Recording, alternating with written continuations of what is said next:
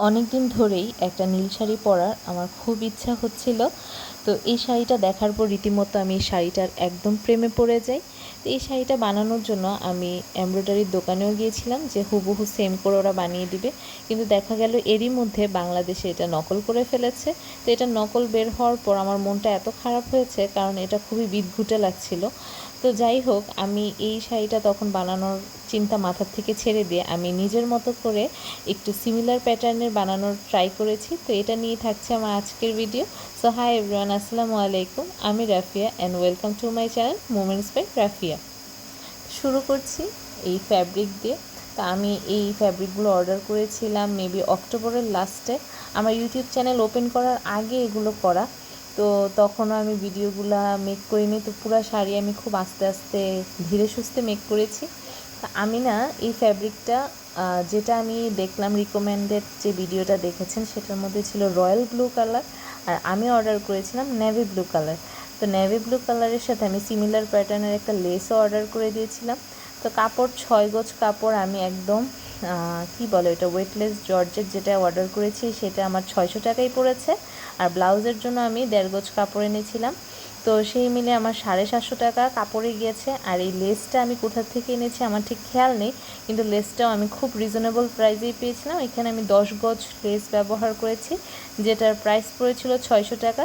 তা আমার সব মিলিয়ে খরচ হয়েছে গ্লুটু সহ 1400 টাকা। তো এখানে আমি কি করেছি, প্রথমে পুরাটা লেসকে তাতাল ছিল আয়রন রড যেটাকে বলে, সেটা দিয়ে আমি খুব নিখুঁত করে এই পুরোটা লেসকে কেটে নিয়েছি, যেটা করতে আমার প্রায় 1 মাস সময় লেগেছে, কারণ আমার বেবি আছে আর আমার সংসারের কাজ একা সব করতে হয়।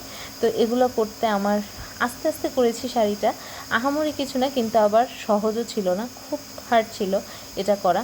তা আমি প্রথমে তাতাল দিয়ে খুব নিখুঁত করে কেটে এটাকে শাড়ির উপর যেটা ফ্যাব্রিক্যাল গ্লু বলে ওইটা দিয়ে লাগানোর চেষ্টা করছি। দেখলাম যে ওইটা দিয়ে হচ্ছে না, তখন B7000 যে গ্লুটা আছে সেটা দিয়ে আমি শাড়ির উপর বসিয়ে নিয়েছি, যেন পরে আমি সেলাই করতে নিলে এটা নড়াচড়া না করে।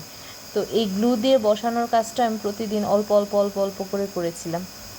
এটা করা শেষ করার পর দেখা গেল যে হ্যাঁ, পুরোটা লেস বসানো শেষ। এখন সাইডের ফিনিশিংয়ের জন্য আমি তাতাল দিয়ে খুব সুন্দর করে আস্তে আস্তে এটা কেটে নিয়েছি। নেওয়ার পর যে ফিনিশিংটা দেখলাম একদম চোখে লাগার মতো, মানে এটা কেউ ধরতেই পারবে না এটা আলগা লেসকে আমি এভাবে করে বসিয়েছি।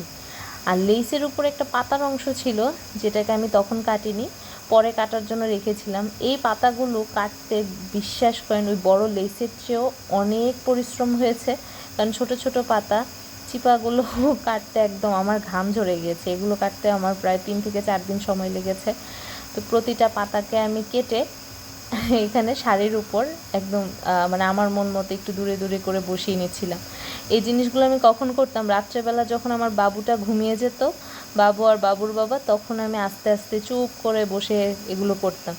তো একদিন রাতে আমার হাজব্যান্ড উঠে এসে দেখে আমি করছি, ও পিছন দিয়ে আস্তে করে ভিডিও করছে। তো আমি বললাম যে তুমি পিছন দিয়ে কেন ভিডিও করছো, লুকিয়ে লুকিয়ে সামনের থেকেই করো, আমি কিভাবে করছি। তো এই ভিডিওটা ওই সময়ই নেওয়া, তখন মেবি রাত্রে 2:30 কি 3টা বাজে, তখন আমি এই শাড়িটা করছিলাম, মানে বাবুকে ঘুম পাড়িয়ে তখন আমি করতাম। শাড়ির প্রাইস সম্পর্কে একটা ধারণা দিয়ে দিই, যেটার গুগল প্রাইসে আমি দেখেছিলাম প্রায় 48,000 টাকা, কিছু জায়গায় 55,000 টাকা। আর আমি যখন এটাকে এমব্রয়ডারি করতে দিয়েছিলাম তখন এটার প্রাইস চেয়েছিল 10 থেকে 15,000 টাকা।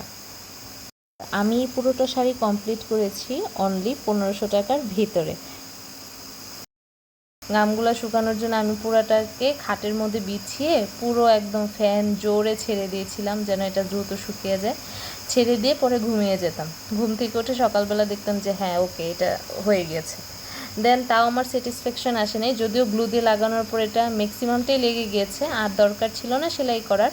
তাও আমি মেশিনের মধ্যে এটাকে ভালো করে একদম আস্তে আস্তে আস্তে আস্তে করে সাইড টাইড মেরে সেলাই করে নিয়েছি। এই সেলাইয়ের পর্বটাও মানে কি আর বলবো, মানে প্রতিটা স্টেপ খুবই খুবই টাফ ছিল। তো বলে না, ভালো কিছু পেতে হলে কষ্ট করতে হবে, তো যত গুড় তত মিষ্টি, জিনিসটা এরকম আর কি। তো দেখতে যতটাই সিম্পল হোক, এটা করাটা আমার এতটাও সিম্পল ছিল না।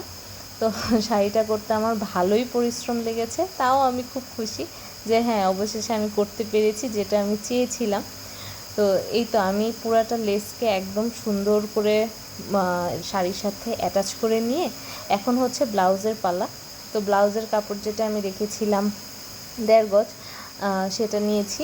আর এখানে হচ্ছে আমার বডি মেজারমেন্টে আমি পেপারের মধ্যে আমার একটা ব্লাউজের প্যাটার্ন আমি কেটে রাখি, যেটাকে আমি কাপড়ের উপর ফেলে সুন্দর করে এঁকে নিই, যেন আমার কখনোই আর ব্লাউজ আঁকা আঁকি মাপঝোঁক দেওয়া এগুলোতে কষ্ট না হয়। তো এইভাবে আমি ফলস এবং ব্লাউজের প্যাটার্ন কেটে সুন্দর করে একটা হচ্ছে ফলসে কেটেছি, এরপর হচ্ছে জর্জেট কাপড়ে কেটেছি ফ্রন্ট পার্ট। আর এটা আমি ব্লাউজটা কাটিং করছিলাম প্রিন্সেস কাট, যেটা আমার কাছে খুবই ইজি মনে হয়। তো আমি প্রিন্সেস কাটে পুরোটাকে কাটিং করা শেষ হওয়ার পর গ্লু দিয়ে কি করেছি লাগিয়ে নিয়েছি যেন সেলাইয়ের সময় এটা নড়াচড়া না করে। দেন আমি যেগুলো আদার্স জিনিস যেমন গলার পেস্টি কাটা, তারপর হচ্ছে সামনে একটু ভাঙার জন্য কাপড় সব আলাদা আলাদা করে কেটে নিয়ে এরপর আমি ব্লাউজটা সেলাই করতে বসে গিয়েছি। তো এগুলো করতে করতে আমার ব্লাউজটা সেলাই হয়ে গিয়েছে। এখন হচ্ছে আমি পুরোটা ব্লাউজ সেলাই দেখালাম না, কারণ আমার প্রয়োজন বোধ করিনি, কারণ আমি একটু আর প্রফেশনাল টেলার না, যতটুকু করি ততটুকু আমার নিজের হয়ে যায় আর কি। এটাতে আমার সমস্যা হয় না, আমি নিজে সব করতে পারি, আর যাই বানাই মোটামুটি চলে। তো এখন আমার ব্লাউজ কমপ্লিট, এই হচ্ছে আমার ফাইনাল লুক। আপনারা ইতিমধ্যে আমার ফাইনাল লুক আমার ফেসবুক পেজ মোমেন্টস বাই নাহারে দেখে ফেলেছেন। শাড়িগুলোর ভিডিও এবং ছবি আমি পোস্ট করে দিয়েছি, তাও ইউটিউবের জন্য আমি এখানে আবার পোস্ট করে দিলাম। যারা দেখেননি তারা আমার ইউটিউব শর্টসে গিয়ে সুন্দর করে দেখে আসতে পারেন আমার শাড়ির সবগুলো ভিডিও। আমি আমার ইউটিউব শর্টসে অনেক ভিডিও আপলোড করে রেখেছি। আর আমার এই শাড়ি মেকিং ভিডিওটা আপনাদের কেমন লেগেছে অবশ্যই কমেন্টস করে জানাতে ভুলবেন না। এই যে 7 মিনিট আমি অনর্গল কথা বললাম বা এতদিনের পরিশ্রম, এটা অবশ্যই আপনাদের কাছ থেকে আমার একটু ভালোবাসা তো আমি পেতেই পারি এর বিনিময়ে। তো ভালোবাসাটা কিভাবে দিবেন? পছন্দ হলে অবশ্যই একটা লাইক করবেন, একটা কমেন্টস করবেন। সাবস্ক্রাইব করে না থাকলে অবশ্যই আমার চ্যানেলটা সাবস্ক্রাইব করে দিবেন। আর যদি পছন্দ হয়ে থাকে অবশ্যই একটু শেয়ার করে দিবেন। আজ এই পর্যন্তই, সবাই ভালো থাকবেন, সুস্থ থাকবেন। Thanks for watching.